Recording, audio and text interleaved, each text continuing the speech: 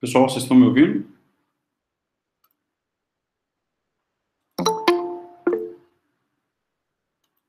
Boa noite. Vamos dar seguimento aqui ao nosso material. Alguém chegou a anotar o ponto da matéria que nós paramos? Alguém se recorda? Boa noite. Boa noite. Você falou que era a súmula 212.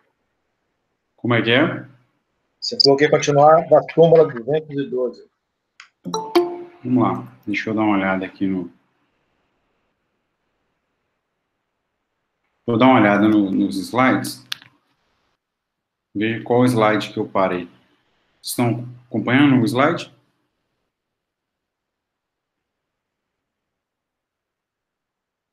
Princípios, eu comecei a falar de princípios.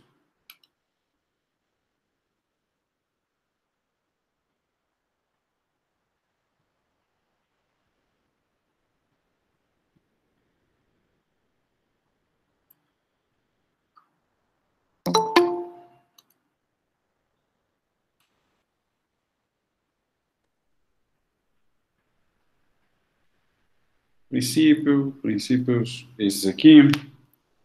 Na minha anotação, a gente tinha falado sobre as fontes e nós começaríamos a falar dos princípios. Confiram aí, fazendo favor, tem muita gente acessando aqui a aula.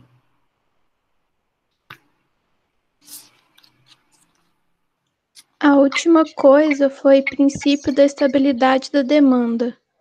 Opa. Aí você terminou e falou para a gente lembrar para começar essa aula na súmula 212. Sim. Coloca para mim a súmula 212, então, José Carlos. Então, o princípio foi da estabilidade da demanda. Isso aí, perfeito.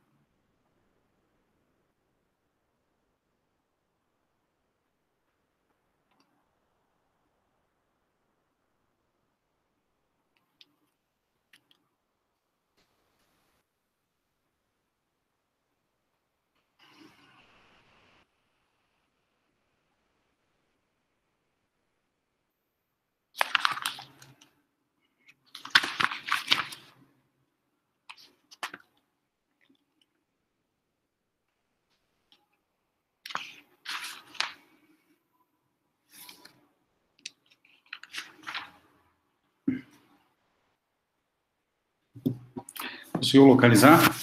Enquanto ele localiza, eu vou fazer a chamada. E nós... Já postei. Já postou? Aqui no grupo? No chat. Ué, será que a minha internet está ruim? Não está aparecendo, não. Não apareceu aqui ainda não. É. Bom, de qualquer forma, enquanto você dá uma olhada aí, José Carlos, eu vou fazer a chamada. Ah, sim. Agora veio. Tá ok.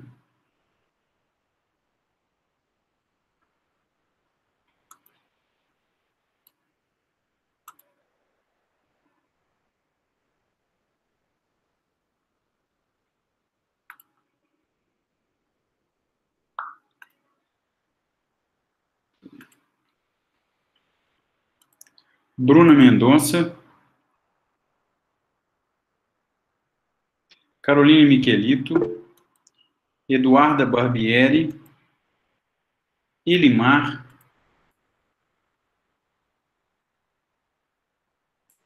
Fernando de Souza. Fernando está aí? Não. João Vitor Cesário.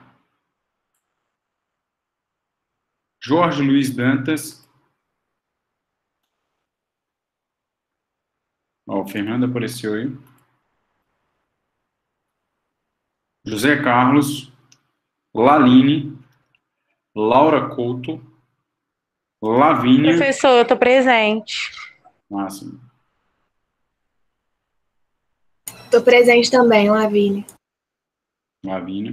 Leandro Teixeira. Letícia Castro.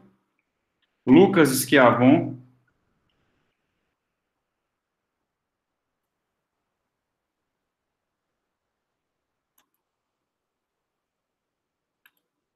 Lucas Opelaro, Mariângela, Natália,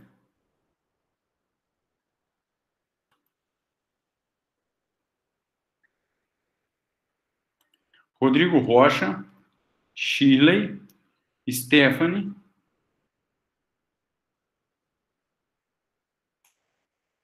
Shirley está aí, Suzane, Tainá,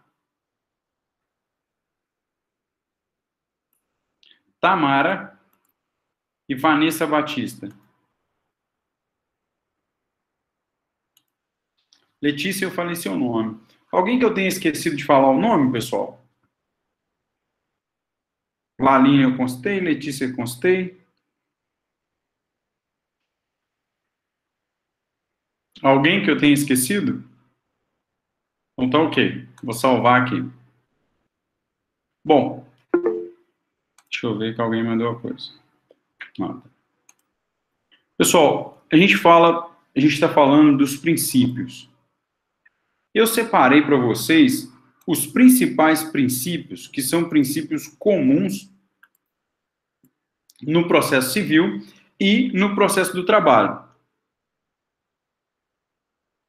Então, vejam que nós falamos de alguns princípios, e o primeiro que eu falei da estabilidade, e eu pedi para que vocês me lembrassem de colocar a súmula 212, que a súmula 212, ela traz a distribuição fixa do ônus da prova nessa situação específica.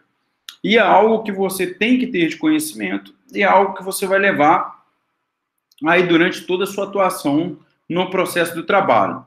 Diz assim a súmula 212. O ônus da prova do término do contrato do trabalho, quando negado a prestação de serviço e despendimento, é do empregador, pois o princípio da continuidade da relação de emprego constitui presunção favorável ao empregado. Pessoal, o que a gente pode extrair dos princípios? Princípios, e aí vocês colocam nas anotações de vocês. Por isso que eu deixei o material separado. Vocês vão colocar nas anotações princípios peculiares do direito processual do trabalho. Tá lá. Para quem quiser acompanhar pelo Daniel Assunção, não, né? Bugou aqui agora. Daniel Assunção é processo civil. Se alguém quiser acompanhar pelo Carlos Henrique Bezerra Leite, que é a doutrina que eu indico, tá lá no item 6, página 110. Eu não sei qual o capítulo, mas, enfim, tá lá. Princípios peculiares do direito processual do trabalho. Esse é o nosso objeto de estudo. E qual que é o princípio que a gente trabalha? Princípio da continuidade da relação de emprego. Então, nós temos aqui uma referência. Todo o processo do trabalho tem que ser voltado para o princípio da continuidade da relação de emprego. Por que isso? Para a distribuição do ônus da prova. E a súmula 212 está dizendo assim, pelo princípio da relação de emprego, ou seja, pelo princípio da continuidade da relação de emprego, deve, portanto, presumir verdadeiras alegações do trabalhador, cabendo ao empregador o ônus quanto à sua ruptura ou quando nega a prestação de serviço. Em outras palavras, se eu ingresso com uma ação para um cliente que alega que prestou serviço para a empresa de caneca e ele produzia caneca, qual o ônus da prova? Ou de quem é o ônus da prova? Pelo princípio da continuidade da relação de emprego, nós temos presunção da alegação do empregado. Portanto, cabe ao empregador o ônus de comprovar que não houve prestação de serviço abrangida pela CLT, lá nos artigos 2º e 3º, e também, se houver ruptura, ou a forma que ele foi despedido, deve também ter o ônus da prova por parte do empregador. Vejam que nós estamos diante de uma inversão, porque todos vocês sabem que no processo civil, aquele que alega, prova. A alegação sem prova é o mesmo que não alegar. Ou seja, eu alego E aquilo que eu alego, eu tenho que provar. A parte adversa, se alega fato extintivo, impeditivo ou modificativo do direito do autor, cabe a ela provar. Então, aqui, a súmula 212, com base no princípio da continuidade de relação de emprego, inverte o ônus da prova quanto à prova do término do contrato, a prestação de serviço e o despendimento. Ok? Então, esse é o primeiro princípio que eu queria mencionar aí para os senhores. Alguma dúvida em relação a esse princípio?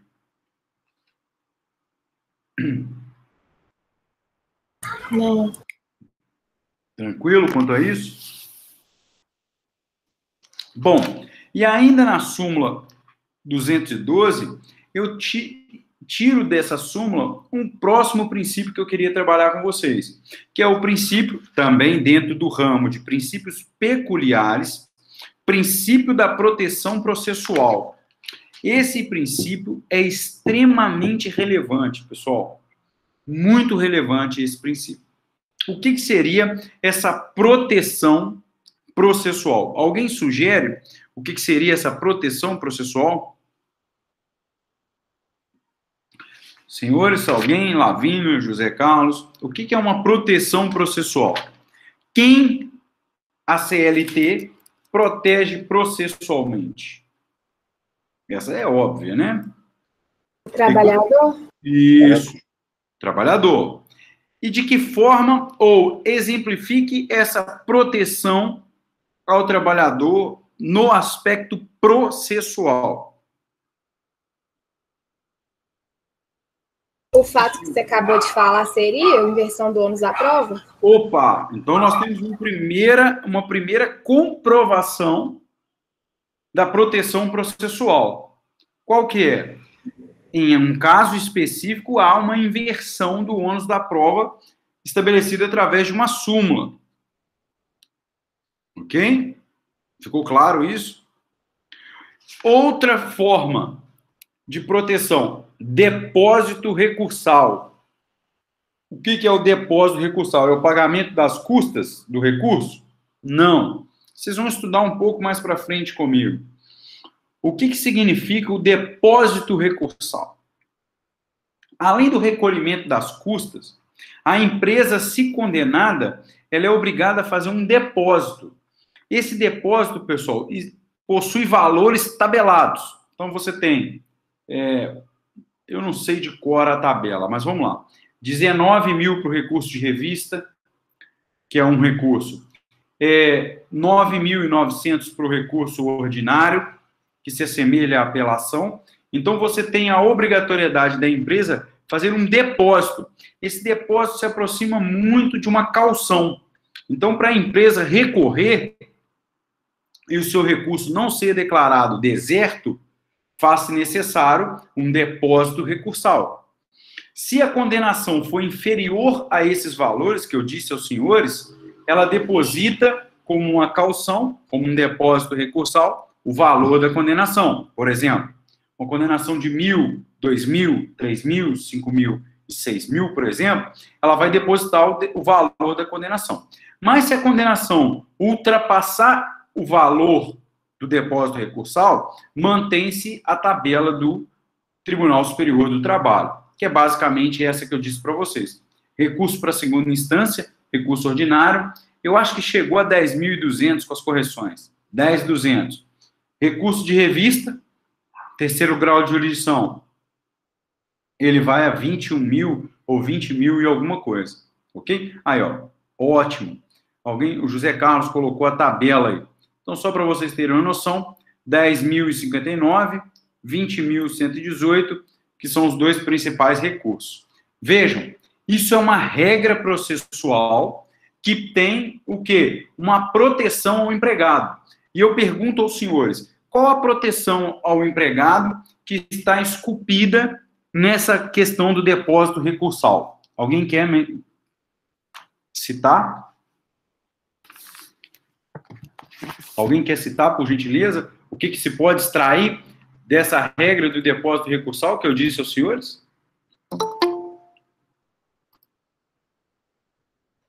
Alguém?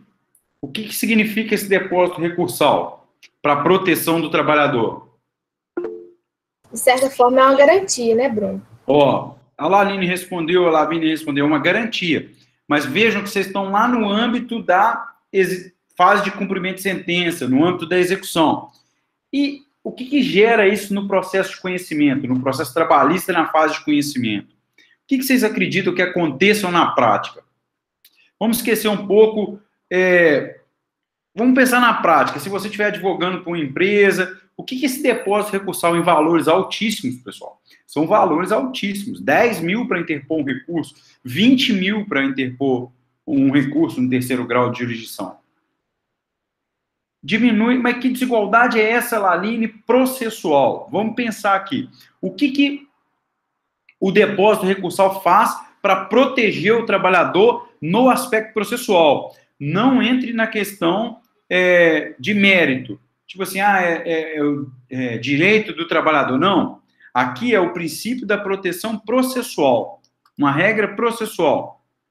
Opa! Deixa eu ver quem respondeu aqui. Isso. O Rodrigo disse, há um desinteresse do empresário em recorrer, porque para recorrer, senhores, fica caro. Você interpõe um recurso 10 mil, o segundo 20 mil, nós já estamos falando de 30 mil reais que ficará depositado até resolver o processo. Isso significa o quê? Descapitalização. E as empresas que litigam na Justiça do Trabalho, imagine, se ela tem 10 ações, que ela tem que fazer depósito recursal de 10 ações, nós estamos falando de descapitalizar 300 mil. Então, o risco, ou há um desestímulo para que as empresas interponham recursos de caráter protelatório. Essa é uma regra processual clara de proteção ao trabalhador.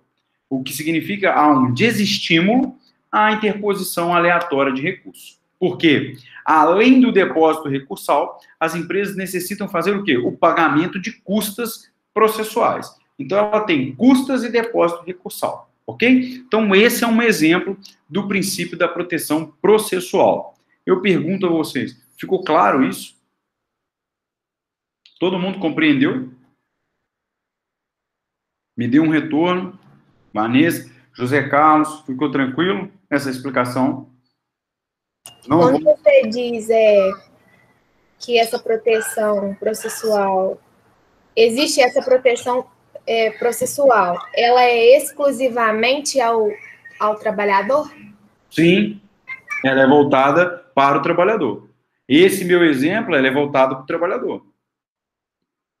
Tá? Vou dar um outro exemplo da nossa aula, vou pedir ao Zé Carlos uma ajuda. Olha o que é uma regra processual que protege o reclamante, né, o trabalhador que vai litigar. José Carlos, coloque para a gente o artigo 844 da CLT. Esse artigo, senhores, ele estabelece critérios e condições diferentes para quando reclamante, trabalhador, via de regra, e reclamada, empregador, se ausentam da audiência. Existem duas consequências quando a parte se ausenta da audiência. Uma para o empregado e outra para o empregador. Vejam, há uma diferença clara no tratamento processual dado quando o reclamante falta e quando a reclamada falta. Deixa o Zé Carlos colocar para nós aí.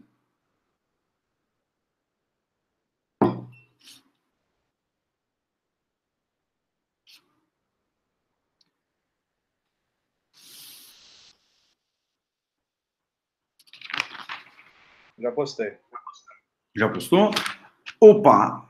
O não comparecimento do reclamante à audiência importa o arquivamento do processo. O não comparecimento da empresa importa em revelia, além de confissão quanto à matéria de fato. Senhores, isso é uma clara proteção ao empregado. Se ele falta na audiência, arquiva e ele pode entrar com o processo depois, tranquilamente. Já a empresa, ela sofre o quê? A revelia, além da confissão contra a matéria de fato. Ficou claro esse princípio? Veja que ele está todo esculpido em normas da CLT. E aqui eu quero pegar uma ponderação que a Laline disse e vou pedir licença a vocês para fazer a leitura de um pequeno trecho do livro, porque, mesmo que você não consiga anotar agora, para aqueles alunos que assistem a aula depois, é extremamente relevante esse trecho do livro. Para quem tem o livro, é página 113 da edição que eu uso, que a minha edição é a 16ª. Eu só queria pedir licença para ler, ó. Abre aspas aí. Olha o que ele diz dentro do princípio da proteção processual. Proteção processual. Quando eu digo proteção processual, não é indúbio pró-trabalhador, hein? Na dúvida, se pondera pelo trabalhador. Não, isso é lá direito material. Isso é mérito. Aqui é regra processual. Que fique claro isso.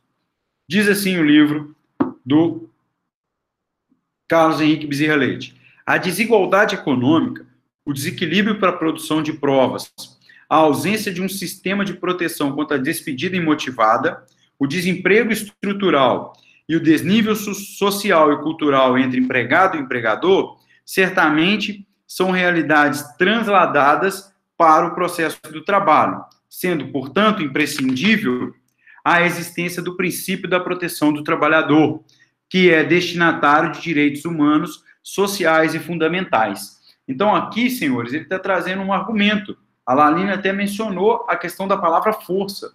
Ele está dizendo o seguinte: é óbvio que dentro da nossa estrutura social há um desequilíbrio de forças entre empregado e empregador, inclusive para a produção de provas. Ok? E se há esse desequilíbrio, se faz necessário, então, a aplicação de regras processuais que tentam equilibrar essa discrepância processual. Qual é o foco da nossa matéria ou o ponto central desse princípio? Existem regras de ônus da prova e regras de comparecimento em audiência que demonstram a eficácia e a existência do princípio da proteção processual. Ok? Tudo bem quanto a isso? Ficou claro? Específico? Senhores? Bruno, só para esclarecer se é isso mesmo. Então, por exemplo, um empregado entra com um processo e aí ele perde. Para o empregado recorrer, não precisa desse depósito. Não. Se for improcedente, ele vai... Hoje, né, ele vai ser beneficiário ou não da assistência judiciária gratuita, mas vamos trabalhar com a hipótese de que ele seja beneficiário da assistência judiciária gratuita, ele não vai recolher as custas processuais e também não é necessário o preparo. Mas se a empresa perder, ela tem que fazer o depósito recursal, sob pena de ser deserto. Então, veja que isso é um ônus para a empresa, um ônus processual, isso é uma regra processual, é depósito recursal. E eu volto a dizer, eu atuo diariamente na Justiça do Trabalho, todo santo dia. Eu advogo, na maioria das vezes, para reclamante, mas também advogo para a empresa. Hoje, um processo trabalhista para uma empresa, ele é caro, tá? E você recorrer, imagine, para cada instância, para se chegar ao STF, nós estamos falando de depósito recursal na casa de 40, na casa de 50 e 55 mil reais, somados os depósitos recursais. Isso desestimula, porque se você propõe um acordo de 8 mil, é melhor você pagar 8 mil de acordo do que propriamente você aguardar uma sentença, e se ela for desfavorável, você teria que fazer um depósito recursal de 10.100, por exemplo. É um desestímulo ao caráter protelatório, a recursos infundados, porque ele custa muito caro. Ok? Entendi, obrigada. Tá, joia? Princípio da conciliação. Outro também relevante que eu queria passar para vocês. Princípio da conciliação. Eu já vou pedir ao José Carlos que coloque para a gente o artigo 769.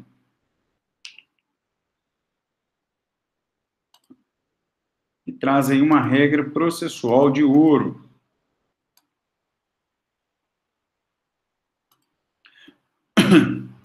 Estou falando muito rápido, pessoal?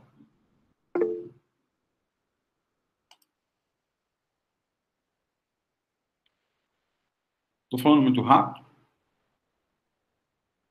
Tranquilo? Ô José Carlos, eu acabei eu acabei te derrubando. Não é 769, que é o da aplicação subsidiária. É o 764. Deixa Deixa eu só conferir ele aqui. É o 764.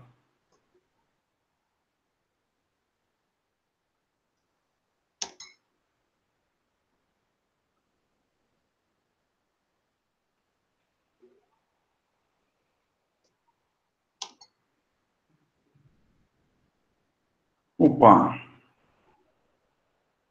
Eu enviei. Ah, perfeito. O que eu quero trazer para vocês nesse... Eu veio até duas vezes. O que eu quero trazer para vocês nesse princípio? O que é o princípio da conciliação? Veja que nós estamos no ramo dos estudos dos princípios peculiares ao processo do trabalho. Então, você já sabe que o que eu vou dizer aqui agora é algo peculiar ao processo do trabalho, ok? Então, não tem relação direta com a conciliação lá do processo civil. É algo aqui. E aí eu puxo lá pela matéria de processo civil 1 ou de teoria geral do processo, depende da grade de vocês. Qual é a diferença entre conciliação e mediação, senhores?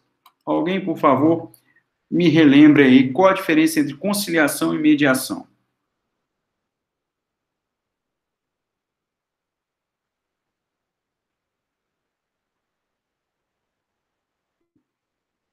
Ninguém vai me dar a moral de falar?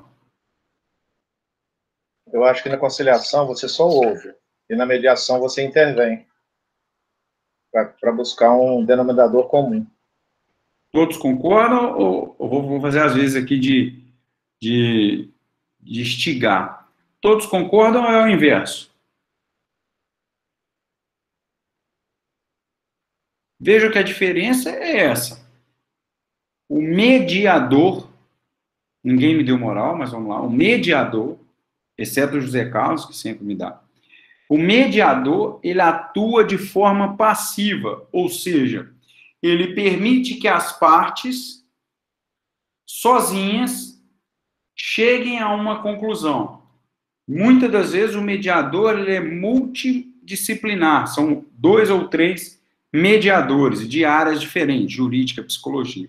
Isso porque ele tenta captar o problema e deixar que as partes cheguem a uma composição com mais autonomia. O conciliador, ele faz o quê? Ele conduz a conciliação e muitas das vezes ele não interfere na conciliação. Ele harmoniza, ele propõe formas conciliatórias. Muitas das vezes, o conciliador é aquele acadêmico do curso de direito, porque ele tem que ter uma noção de direitos irrenunciáveis, direitos renunciáveis, e ele faz o quê? Ele traz ali as possibilidades para se compor aquela conciliação. Tranquilo? Então, veja que nós temos uma postura de uma perspectiva, uma postura de outra perspectiva. No processo do trabalho, e isso tem que ficar registrado para os senhores, porque muitos alunos, quando chegam na audiência e se deparam com a posição do juiz na postura conciliatória, ele acaba fazendo uma crítica pejorativa ao processo do trabalho. Inclusive, carregava-se uma pecha de que a Justiça do Trabalho era um balcão de negócios, em que se fazia acordos e acordos e acordos, chegava ao ponto de ter calculadoras sobre as mesas para fazer acordo, que aquilo não seria tecnicamente interessante na doutrina, na ciência jurídica. Não caiam nessa história. Como é que é? Tem um meme agora. O golpe está aí, cai quem quer. Ok? Não caiam nesse golpe, no sentido da brincadeira, mas tomem cuidado, porque, na verdade, o juiz do trabalho, ele tem uma postura proativa para a conciliação. Isso significa um plus. Ele pode, então, sem pré-julgar, fazer proposições de valores, fazer proposições de direito, interpelar a parte para que ela aceite. Ele pode, inclusive, não homologar um acordo se ele perceber que é prejudicial ao trabalhador. Vejam que a postura do juiz a postura conciliatória dele é proativa. E, Bruno, como que eu extraio essa sua explicação doutrinária para a CLT? Vamos analisar o artigo 764, que o José Carlos colocou aí para gente.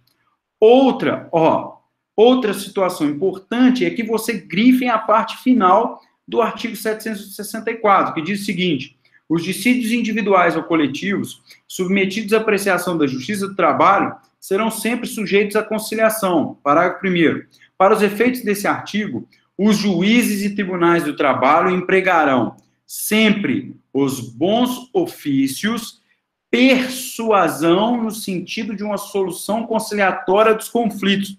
Grifem persuasão no sentido de uma solução conciliatória dos conflitos. Isso significa, então, que, na verdade, ele tem uma postura o quê? Proativa. Ele pode persuadir a parte no sentido de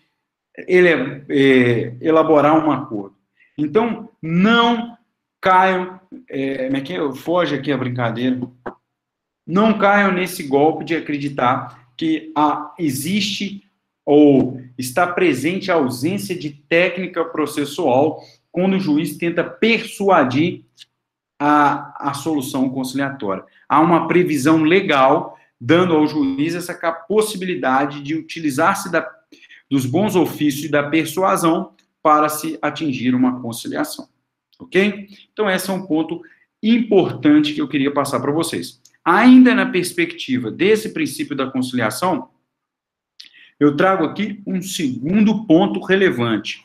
Senhores, no processo do trabalho, obrigatoriamente nós temos que, vou repetir, obrigatoriamente nós temos que ter duas conciliações.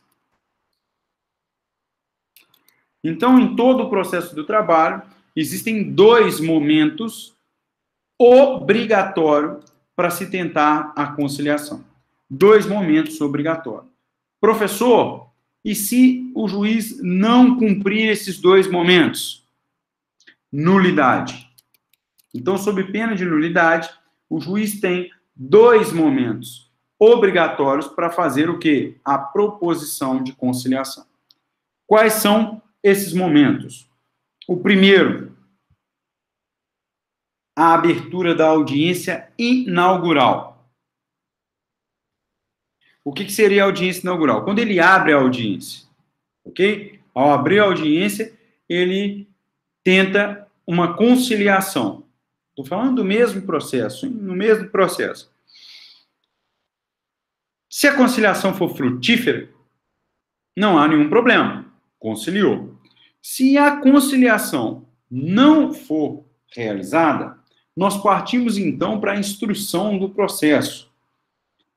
Mas, mesmo assim, quando eu parto para a instrução do processo, é encerrada a instrução, alegações, o juiz obrigatoriamente tem que apresentar, ele tem que propor uma segunda conciliação no mesmo processo. Isso significa, então, que em dois momentos, antes da instrução e após o encerramento da instrução, nós temos o quê? A obrigatoriedade do juiz propor a conciliação. José Carlos, coloque para mim dois artigos, 846 e o 850.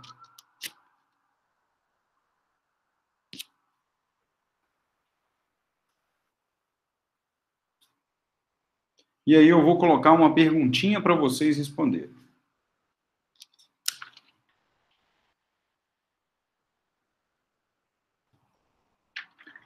Diz assim o 846, enquanto o José Carlos não coloca para a gente o 850.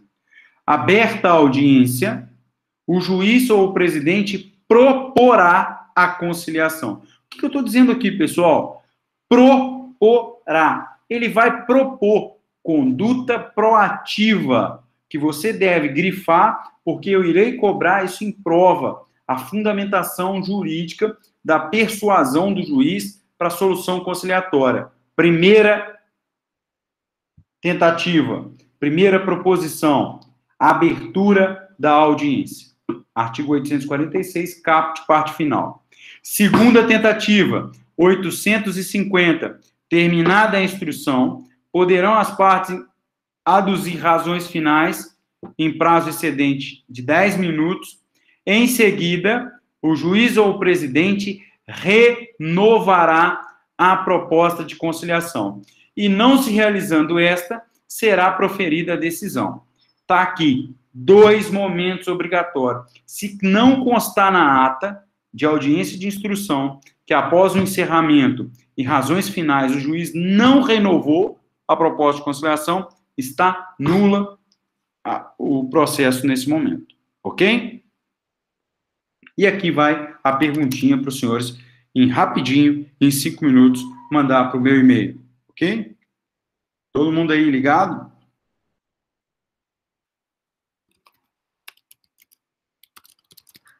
Então tá aí, ó. Relacione o artigo 831 da CLT com a ausência de tentativa.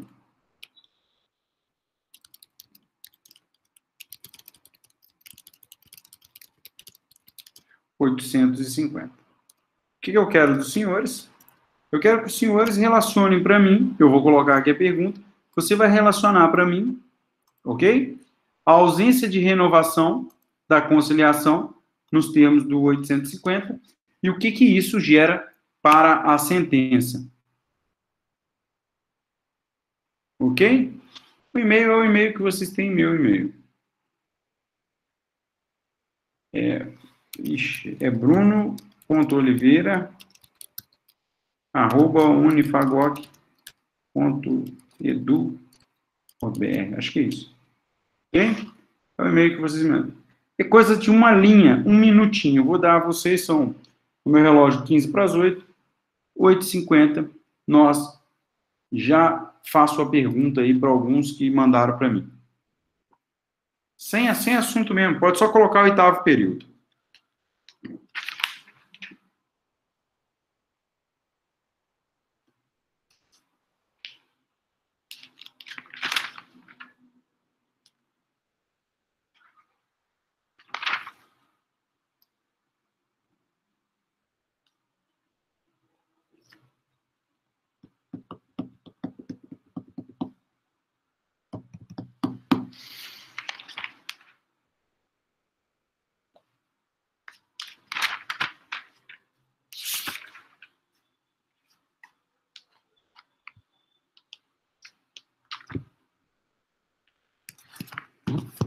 Enquanto isso, eu vou pedir licença a vocês, vou pegar uma água.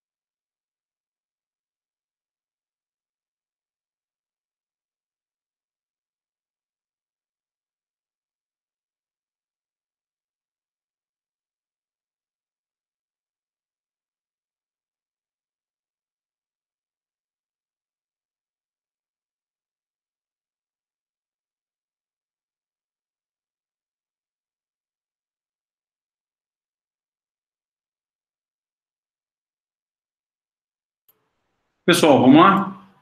Bom, seguindo aqui a nossa aula, a gente tem aqui também, e aí a gente já vai encerrando essa parte de alguns princípios peculiares dentro da dinâmica da nossa aula. Nós temos aqui o princípio da despersonificação do empregador. Todos vocês já conhecem esse princípio. Trata-se do princípio da desconfiguração ou da desconsideração da personalidade jurídica. Professor, você está dizendo que há princípios peculiares ao processo do trabalho. Mas você está dizendo que o princípio peculiar ao processo do trabalho é o da desconsideração da personalidade jurídica. E aí? Esse eu já conheço. O que ele tem de específico para se aplicar no processo do trabalho? E aí? O que ele tem de específico para se aplicar no processo do trabalho?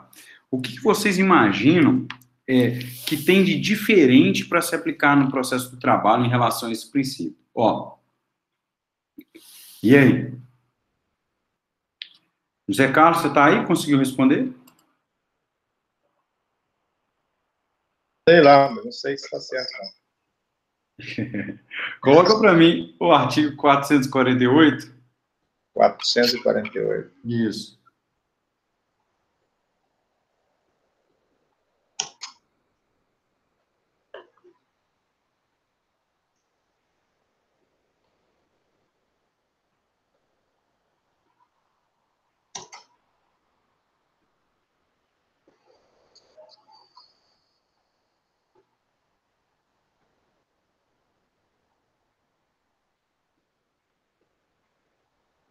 Aí já.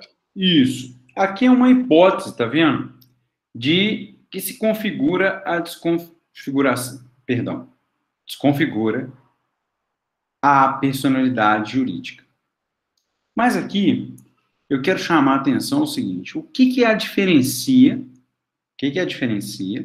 De a desconfiguração ou a desconsideração, como queira, lá do CPC para o processo do trabalho? É tudo igual. Está lá previsto nos artigos 133 ao 137 do CPC. Mas aqui no processo do trabalho, o incidente de desconsideração, ele não suspende o processo. Ocorre uma simples citação para que a parte componha o polo passivo. Então, o que diferencia a desconsideração lá do processo civil para aqui, processo do trabalho, é que no processo do trabalho não há a suspensão do processo para se discutir a desconsideração. O que existe é o quê? A simples citação para compor o polo passivo. Isso eu pergunto aos senhores. Com qual objetivo o legislador excluiu essa suspensão para o processo do trabalho, doutrina, melhor dizendo?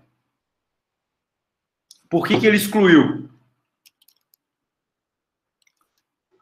Seria celeridade ou não? Celeridade. Por que nós estamos diante de celeridade, José Carlos e os demais alunos?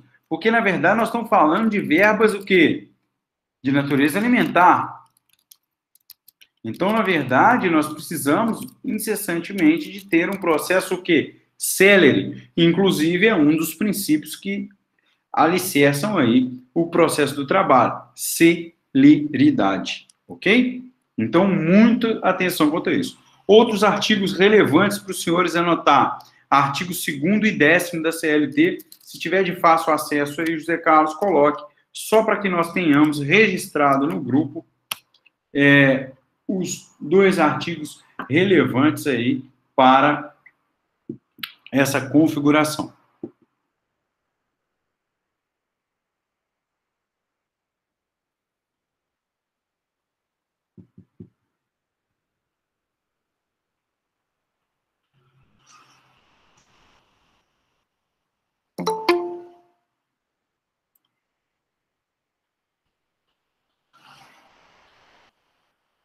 E o 10º? Já foi. Foi? Beleza. Com essa relação de artigo, você configura aí as hipóteses de desconsideração. Veja, quem é o empregador, definido no artigo 2º. Direito se estende, independente da alteração da estrutura jurídica do empregador, gera-se um direito adquirido do empregado, e aqui a mudança de propriedade não afeta os direitos do trabalhador. Então, 3 hipóteses que, podendo ocorrer, você configura aí a possibilidade de desconsideração da personalidade jurídica, ok? 3 hipóteses aí relevantes. Alguma dúvida em relação a esses princípios mencionados aqui, pessoal?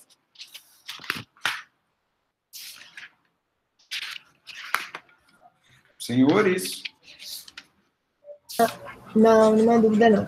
Eu acho que a aula, ou eu estou até com a impressão, ou eu estou falando muito rápido, ou... O Esquisato, você falou algum princípio depois do da conciliação? Ou da conciliação foi o último? Eu falei outro, né?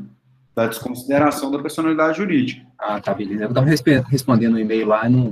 Não, eu mencionei o da desconsideração, e aí colocando essa sequência de artigo aí, tudo bem? Agora nós passamos por um tema que vocês ainda não têm o material, mas como está adiantando um pouco a matéria, eu vou seguir aí para a gente poder dar continuidade para aproveitar, porque lá no futuro nós vamos precisar dessas aulas aí. É a natureza jurídica, nós estamos falando do item 7, natureza jurídica do processo do trabalho, do direito processual do trabalho. O que significa essa natureza jurídica, pessoal? O que é a natureza jurídica de algo? É a sua essência, a sua composição? O que é?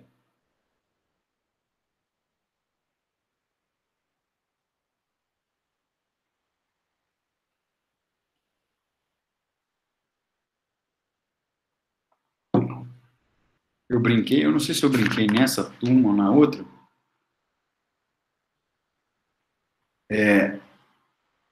Quando eu vejo assim a galera toda no login aqui, eu brinquei o seguinte: existe o espírito do login. O que é o espírito do login?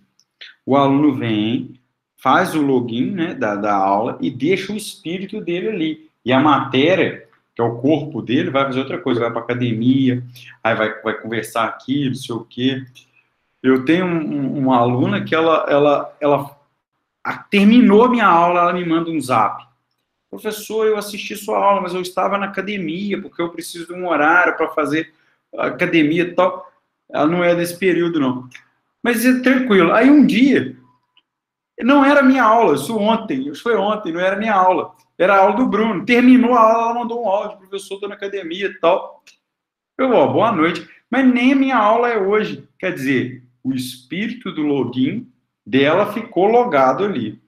E a matéria saiu vagando aí, sei lá, pelas academias, né, pelas outras coisas mais atrativas do que processo do trabalho. Mas eu vejo aqui vários espíritos, tem um monte de espíritozinho aqui, uns com fotos, outros sem foto, mas tem vários espíritozinhos aqui. A matéria eu não sei, o corpo, né, não sei se está aqui, mas o espírito está lá. São 20 espíritos aqui do login, eles estão todos aqui, tá joia? Não, eu estou vendo lá, há uma interação. Mas é o espírito do login. Amém. Isso aí, Lucas. Isso aí. O fantasminha. E disciplinada, tá? Que Deus abençoe. Amém. Vamos seguir. Então, para a galera que tá só o espírito do login aí, e depois agora a matéria voltou, porque volta, né? É aquela coisa que tem que ser estudada, né? O espírito fica logado e a matéria sai vagando. Depois a matéria volta. Ela tem alguns momentos cruciais que a matéria volta. A matéria do aluno, né? O corpo em si. É no momento da chamada, é no momento do exercício, aí a matéria encontra com o espírito. Mas vamos lá, vamos seguir. Bom, mas eu falei isso em outras salas, eu não sei se é a primeira vez que eu falo isso aqui, mas eu já pude perceber isso em outras, que é eu denominei como espírito do login. Ele fica por aí. Então vamos lá. Só não pode generalizar, né? Oi? Só não pode generalizar. Sim, mas por isso que eu falei que alguns, não todos. Mas tem os que estão associados, o espírito e a matéria. Tranquilo? Pessoal, natureza jurídica do direito processual do trabalho. O que significa natureza jurídica? Nós estamos falando que o direito processual do trabalho está o quê? Ligado à matéria de direito público. Isso é muito relevante. Então, o direito processual do trabalho está atrelado às matérias de direito público. Então, vamos lá. Por que nós... Era muito... Eu não sei, a Fagó que não trabalha com essa divisão, mas quando eu fiz faculdade, dentro da faculdade, nós tínhamos 2 grandes departamentos. Nós tínhamos o departamento de direito público e o departamento de direito privado. Isso me marcou porque, durante o início da faculdade, eu não conseguia diferenciar por que era um direito público e outro era um direito privado. O que separava, o que definia o que era um direito público e o que era um direito privado. E aqui no livro, a doutrina, ela traz para a gente uma explicação simples, objetiva e que deixa claro o que é o direito público e o que é o direito privado.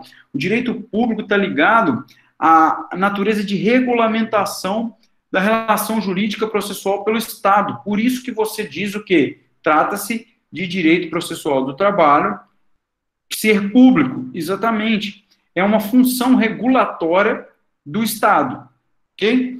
E aqui, dessa definição de natureza jurídica, eu extraio para os senhores o quê?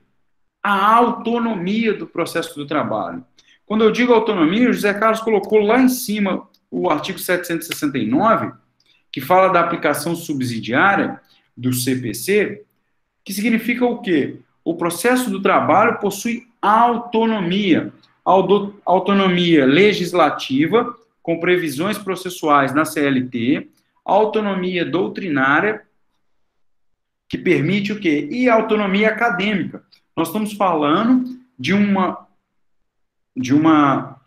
estudo doutrinário de processo do trabalho em que você tem os seus regulamentos, você tem regulamentação própria prevista na CLT. E onde nós encontramos essa prova? No 769, que diz o seguinte: só há aplicação de regra processual prevista no CPC quando a CLT for omissa, e mesmo sendo omissa, deve-se aplicar aquilo que não é incompatível e aquilo como fonte subsidiária. Em outras palavras, ele está dizendo que a CLT, ou o Código de Processo Civil, eles não têm uma relação hierárquica, ok? Nós temos o quê? O processo do trabalho com autonomia doutrinária, legislativa, acadêmica, e você só irá aplicar o CPC de forma subsidiária, em caso de omissão e quando não for incompatível com a própria CLT. Isso é a comprovação da autonomia do processo do trabalho, ok? Ficou claro? E eu coloco para os senhores 3 regrinhas. A primeira, quando você for justificar, e tomem nota dessas regrinhas. A primeira, quanto à extensão da matéria. Veja que nós estamos falando pelo âmbito doutrinário. Há uma matéria. Você, quando pega um livro, você estuda um livro, você vai lá. Isso aqui é uma divisão acadêmica, uma divisão doutrinária. Nós estamos falando de um curso de Direito Processual do Trabalho. Está aqui. Entendeu? É algo que foi o quê? Que ganhou autonomia, inclusive, para o seu estudo. O segundo, nós acabamos de analisar o segundo, princípios comuns e específicos do processo do trabalho. Ok? Então, você tem princípios comuns, princípios específicos. E, o mais importante, a observação de metodologia própria. Ok? Então, você tem essas 3 referências para justificar a autonomia do processo do trabalho. Tudo bem, senhores? Abro a palavra para alguém tirar dúvida, porque eu sei que tem dúvidas. Diga, Laline, tire sua dúvida.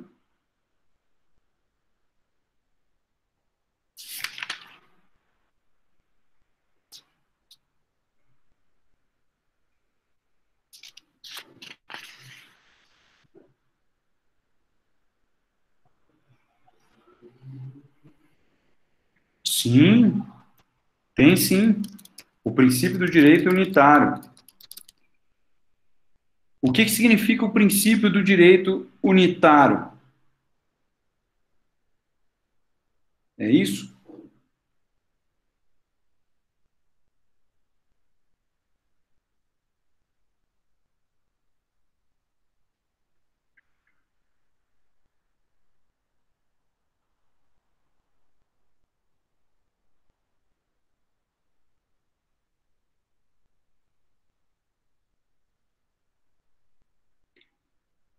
Sim, mas é o seguinte, o princípio do direito unitário não para o aspecto processual do âmbito do processo do trabalho. Ok? Seria ali algumas regras processuais que iriam figurar numa zona cinzenta entre o direito público e o direito privado.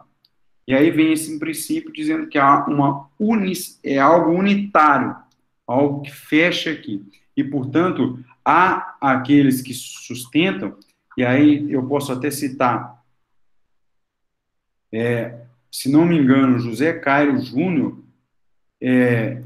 no livro dele, ele faz uma referência a esse direito unitário, que é um livro que chama Curso de Direito do Trabalho, Direito Individual e Direito Coletivo. Ele fala sobre isso. É isso que eu estou dizendo. Alguns pontos da matéria seria um limbo entre o direito público e o direito privado. Ficou claro? Não seria todo o conjunto.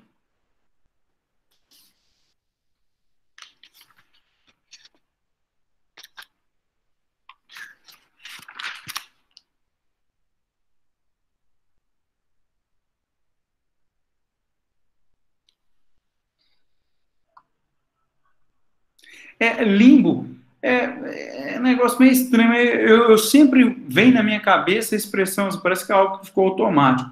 Limbo vem sempre na minha cabeça zona cinzenta. Não é o claro, nem é o branco, nem é o preto, é aquela zona que se mistura. Só vem isso na minha cabeça. Quando você falou limbo, eu automaticamente imaginei uma zona cinzenta. É porque algumas coisas iriam oscilar. Você quer ver um exemplo? Quando ele fala de direito privado, é quando há a possibilidade de se negociar empregador e empregado sem interferência do Poder Judiciário, em matérias lá do 611-A e 611-B da CLT, que são reserva legal, o que se pode e o que não se pode negociar, né? Aquela tese de que o negociado se sobrepõe ao legislado. Isso é algo que a gente vai estudar para o futuro, mas pode-se pensar aqui nesse momento. É algo relevante aí para nós. Tranquilo? Pessoal, mais alguma dúvida? Deixa eu ver aqui. Toda hora fecha a caixinha para mim. Mais alguma dúvida? Ô, Bruno, Oi. eu queria fixar essas 3 regras que você falou aí. Uhum. Eu acho que eu confundi um pouco. Eu parei na parte que você falou da omissão e compatibilidade, aplica-se subsidiariamente. Aí depois você falou as 3 regrinhas. Essas 3 regras seriam de quê? Como que eu posso pôr aqui? Você vai colocar assim, ó. Essas 3 regras são comprovações da autonomia do direito processual do trabalho. Então, são 3 vertentes que comprovam essa autonomia. A primeira, a extensão da matéria do conteúdo. A A segunda, a existência de princípios comuns e princípios peculiares ao processo do trabalho, que nós falamos de alguns deles aqui. E o 3, a observância de metodologia própria, de método próprio. Ele tem métodos de conciliação próprio, métodos de contagem de prazo próprios. Então, são essas 3 regrinhas que a doutrina determina como comprovação da autonomia do processo do trabalho. E qual é a fundamentação presente na legislação? Aí eu disse que é o artigo 769, que diz o seguinte: você deve aplicar a regra processual prevista na CLT. O CPC é só subsidiariamente. Isso é uma comprovação de autonomia. Ficou mais claro agora?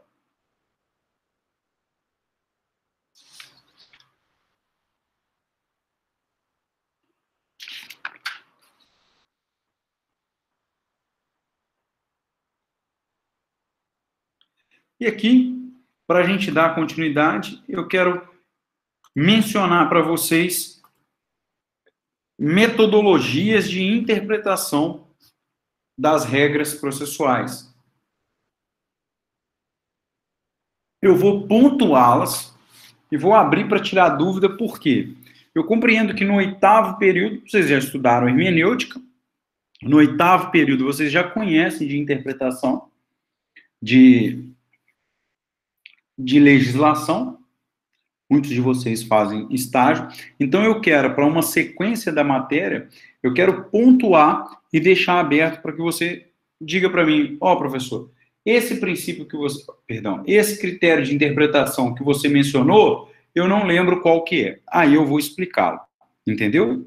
Porque eu acho que fica mais dinâmico. Porque, por exemplo, eu vou falar, primeiro critério, minha voz já está falhando. Primeiro critério, interpretação literal, interpretação gramatical. Todos vocês já sabem o que é. Ou eu estou enganado? Então, se eu ficar aqui explicando a interpretação literal e gramatical, isso vai tomar o nosso tempo e a gente não consegue evoluir, já que vocês, no 8º período, sabem muito bem o que é uma interpretação literal, gramatical. É a leitura lá do artigo. A outra interpretação, a outra interpretação, e aí fica a critério de vocês, é o método lógico. Bom, eu acredito que devo falar um pouco do método lógico. O que seria esse método lógico? Quando você analisa um artigo e você vai interpretar esse artigo, nós estudamos que nós devemos interpretar o quê? Parte do princípio de que não há conflito entre normas, e se esse conflito, você se deparar com ele, você também já estudou, é um conflito aparente de normas, porque nós partimos de um ponto, de uma premissa, de que o nosso sistema legislativo, ele é todo encaixado e não há incompatibilidade, então você deve olhar a regra processual como algo lógico dentro de toda a sistemática da CLT e dentro do nosso ordenamento. Esse é o método lógico. Não há conflito entre normas, ok? Método histórico é o terceiro. Hoje eu estou sem a minha segunda tela, eu tenho que ficar olhando toda hora, assim. Olha, método histórico. Alguma observação? Não. Há uma evolução legislativa, enfim. Para nós não tem muito o que se explicar no método histórico, levando em consideração da eficácia da lei no tempo e no espaço. Aí você tem que lembrar disso aí. Método sistemático. Esse aqui, você não pode confundir com o lógico. O método sistemático é que as normas processuais, elas não existem isoladas. Elas estão sempre interligadas às demais. Então, quando você for aplicar ou requerer a aplicação de uma regra processual, ela está ligada a princípios, ela está ligada à doutrina, aos precedentes, às súmulas. Então, há toda uma estrutura, uma manta para a interpretação dessa legislação, ok? O que gera mais dúvida nos alunos da graduação é o método teleológico. Alguém sabe o que é o método teleológico, ou lembra?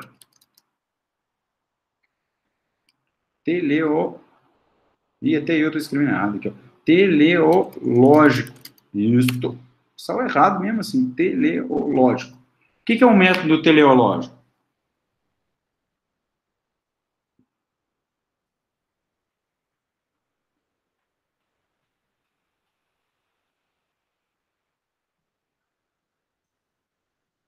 Senhores?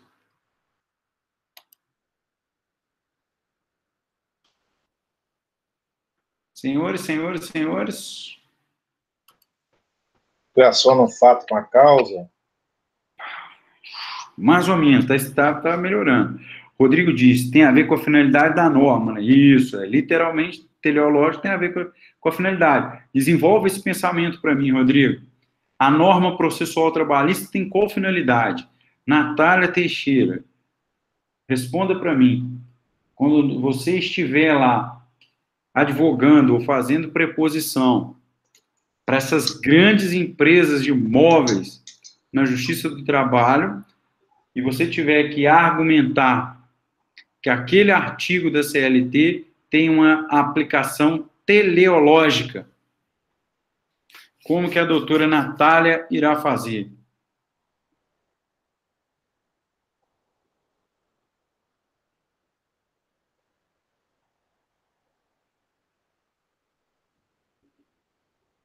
E aí? Sim, esses são... É isso sim, Laline. E aí, senhores? Natália? Rodrigo? Qual é, então, a análise teleológica? Isso aí, Tamara. Se adaptar ao atual. Como seria isso? Um processo trabalhista, ele tem como escopo o que ele deve ser interpretado, de que forma. Vou dar uma dica de ouro. Justiça social, ele tem a função de fazer justiça social?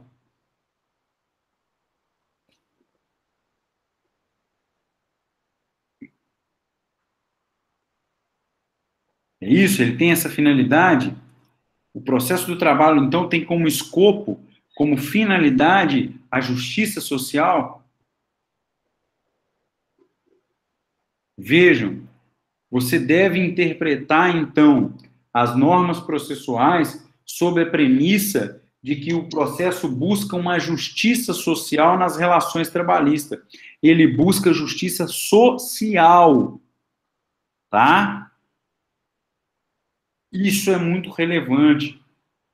Quando a Tamara diz se adaptar ao atual, eu complemento, Tamara, se adaptar ao processo trabalhista, ele tem que sempre estar se adaptando ao atual cenário de justiça social entre empregado e empregador.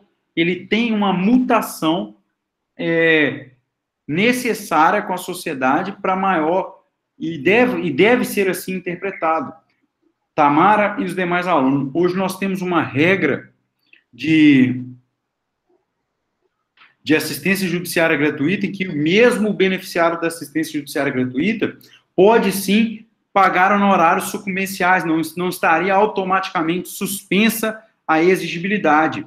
Hoje, num processo que eu participei agora, à tarde, de sustentação oral, a 5ª turma do TRT, da 3ª região, sustentou, e eu estava assistindo a sustentação oral de outros colegas, sustentou a tese de que existe previsão, uma regra processual, de que o beneficiário da assistência judiciária gratuita não está automaticamente suspensa a exigibilidade do pagamento de honorários sucumbenciais. Essa interpretação, ao meu ver, ela não é feita através de um sistema, de um método teleológico. Por quê? Imagine que você pega um empregado que, via de regra, é hipossuficiente e, além de condená-lo ao pagamento de honorários sucumbenciais, você faz o quê? Não suspende a exigibilidade, ou seja, é melhor, então, litigar na justiça comum do que na própria seara trabalhista que busca uma justiça social. Essa é a minha opinião, Bruno. Então, veja que eu usei um exemplo que eu fiquei, não vou dizer indignado, porque é um posicionamento da turma, mas eu fiquei meio que assustado que a turma, por unanimidade, os 3 desembargadores sustentaram esse posicionamento. Do meu ponto de vista, é uma interpretação que se afasta do método teológico, perdão. Toda hora eu erro isso. Ok? Ficou claro isso, Tamara? Os alunos que manifestaram, Natália, Rodrigo. Ficou claro isso? Mari. Com isso, pessoal, nós temos a interpretação conforme a Constituição, que também foi um critério bastante adotado, que você já conhece lá do CPC. Então, nós temos esses critérios. Eu gostaria já de deixar os pontos da próxima aula para quem quiser adiantar o seu estudo, porque agora nós temos até sexta-feira para postar o material do próximo estudo. Eu quero deixar aqui qual o conteúdo do nosso estudo dirigido, e eu vou até o dia 5, né, que é a data, postar. Então, fique claro, nós começamos a estudar a eficácia e a aplicação das normas processuais. Quando eu digo isso, eu vou aproveitar ainda esse tempinho para mostrar, eu não consigo, o meu slide está meio agarrado aqui, mas eu vou pontuar para vocês. Nós vamos falar da eficácia da norma processual trabalhista no tempo, e aí me chama muita atenção da reforma trabalhista para cá, a eficácia temporal e a eficácia no espaço. Então, a gente estuda eficácia no tempo e eficácia no espaço. Isso é o ponto mais relevante para nós aqui. Ok? Senhores, alguma dúvida? Alguma dificuldade? Ô, Bruno. Oi. Em relação à doutrina que você pode enviar via e-mail, você enviou para alguém ou não? Eu acho que sim. Alguém poderia me esclarecer se eu mandei. Porque eu não recebi até hoje. Você me mandou um e-mail? Não. Me mande um e-mail que eu mando para você em PDF. Eu não me recordo se alguém da turma de vocês me pediu. Eu vi que os meninos de CPC lá como é que fala? Do Daniel Assunção pediram, eu enviei. Mas a gente tem alguns minutos aqui entre a minha aula das 9 e agora. Se você me mandar um e-mail, eu te encaminho agora. Eu tenho esse aqui, o Carlos Henrique Bezerra Leite. Tá joia? Ok, obrigado. Não, mano. Pessoal, alguma dúvida? Tudo tranquilo? Eu me despeço aqui. Uma boa noite e até a próxima. Um grande abraço aí para vocês. Tá joia? Tchau. Boa noite.